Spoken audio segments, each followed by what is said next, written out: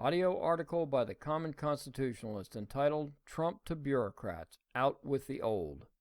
There should be no permanent jobs in U.S. government of any kind. A large portion of the problem incoming administrations have is the entrenched perpetual bureaucracy. Whether they be elected, appointed, or hired as any other employee would, there should be no permanent job security.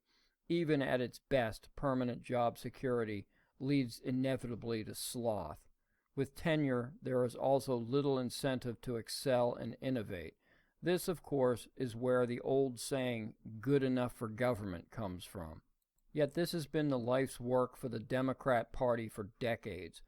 Over the years, rules have been crafted pertaining to the hiring and release of federal government bureaucrats.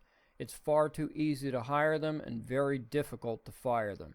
Leftist bureaucrats are specifically bred in colleges and universities to populate government. They are trained for nothing else. Therefore, as we would expect, Republican administrations have had a tougher go of it when they obtain authority over these departments by way of winning elections. Some say it's impossible for an incoming administration to clean house, so many take this as gospel and don't even try. Others, like the George W. Bush administration, tried the compassionate conservative approach, thinking his people could work with the entrenched bureaucracy. He found out otherwise. He discovered that regardless of who wins elections, the bureaucrats believe they run Washington and the government. And as long as incoming administrations buy into this premise, it will just continue. And this is what is meant by shadow government. But then along comes Trump, who immediately struck out against the norm of appointing those with mostly government experience, and has instead appointed business executives to his cabinets and inner circle. Refreshingly, these gentlemen and ladies have little experience in the ways of government.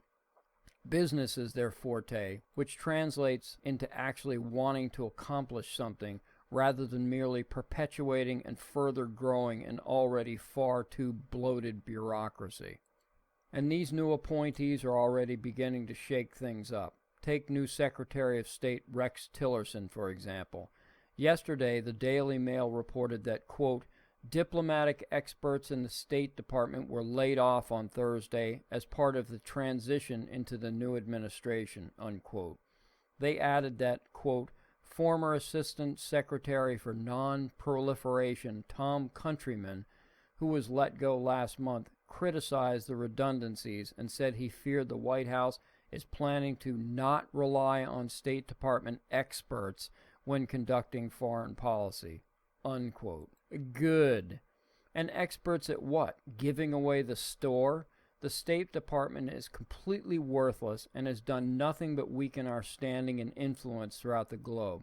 They are masters of useless diplomacy. Ours is a world governed by the strategic use of force. Nothing is or ever has been solved by way of diplomacy, particularly not through the State Department. Nothing. Patrick Kennedy, who served for 9 years as the Undersecretary for Management, Assistant Secretaries for Administration and Consular Affairs Michelle Bond and Joyce Ann Barr, and Ambassador Gentry Smith, Director of the Office for Foreign Missions, were sent letters by the White House that their services were no longer required. Quote, any implication that these 4 people quit is wrong, one senior State Department official said. These people are loyal to the Secretary, the President, and to the State Department. There is just not any attempt here to diss the President. People are not quitting and running away in disgust. This is the White House cleaning house, unquote. Again, a good.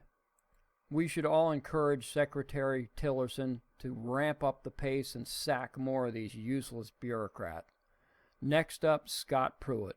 Hopefully, now that he has been confirmed as the new EPA chief, he, like Tillerson, will begin to rapidly clean house, and not a moment too soon, in my opinion. Thank you for listening.